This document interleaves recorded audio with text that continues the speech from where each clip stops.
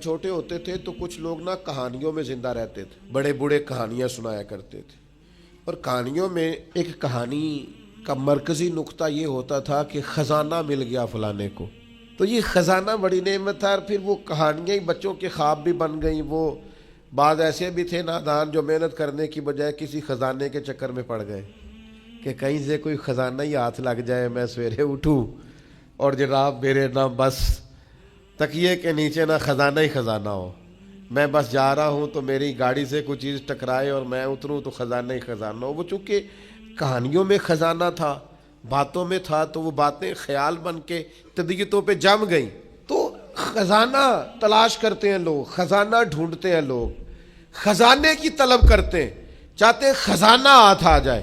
اور خزانے کی جو عرف عام میں تشریح ہے وہ یہ ہے کہ اب خزانہ ہاتھ آ گیا، اب بھائی ختم ہو گئی بات، اب کوئی ضرورت ہی نہیں بچی۔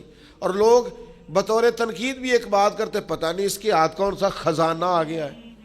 تو خزانہ یہ ہے کہ اب ختم ہو گئی، اب یہ سب سے امیر شخص ہے، تو بھائی خزانہ ہی نہ بتا دیں آج آپ کو خزانہ کیا ہے۔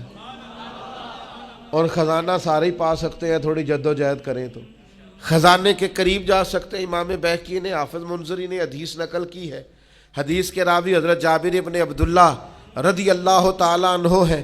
حضرت جابر ابن عبداللہ رضی اللہ تعالیٰ عنہ فرماتے ہیں نبی کریم علیہ السلام نے فرمایا قناعت ایک ایسا خزانہ ہے جو کبھی ختم ہی نہیں ہوگا، ہمیشہ تمہارے پاس ہی رہے گا، اتنا بڑا خزانہ ہے قناعت، جو تمہارے پاس ہے اس پہ راضی ہو جاؤ، یہ وہ خزانہ ہے، حضور فرماتے کبھی ختم ہوگا ہی نہیں، تمہارے پاس ہمیشہ فراوانی رہے گی، وسعت رہے گی، تمہارے پاس بہت کچھ رہے گا، شرط یہ ہے کہ تم قناعت اختیار کرو۔ حضرت شفیق بلخی رحمۃ اللہ تعالیٰ علیہ سے ایک شخص نے آ کے کہا تھا حضور میں بے چین بڑا رہتا ہوں، بے قراری بڑی ہے، اضطراب بڑا ہے، دل بڑا پریشان رہتا ہے۔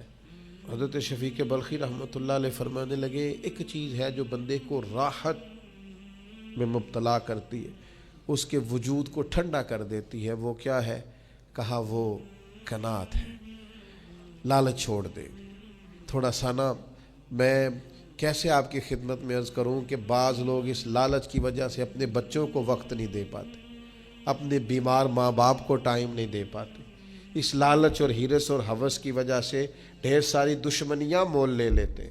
اور جب یہ لالچ اور ہرس ہوس بڑھ جاتا ہے پھر لوگ کسی شخص سے ڈیلنگ نہیں کرتے، وہ پیسوں سے ڈیل کرتے ہیں، وہ دیکھتے ہیں میں فلاں آدمی سے کیسے نفع اٹھا سکتا ہوں۔ مومن کی جو ایک خوبصورت روحانی، معنوی اور حسین زندگی ہوتی ہے وہ اس زندگی کا لطف نہیں پا پاتے۔ کیوں؟ اس لیے کہ ہر چیز کو پیسوں میں تولتے ہیں، ہر چیز کو شہرت میں تولتے ہیں، ہر چیز کو خود پسندی میں، تعریف میں تولتے ہیں۔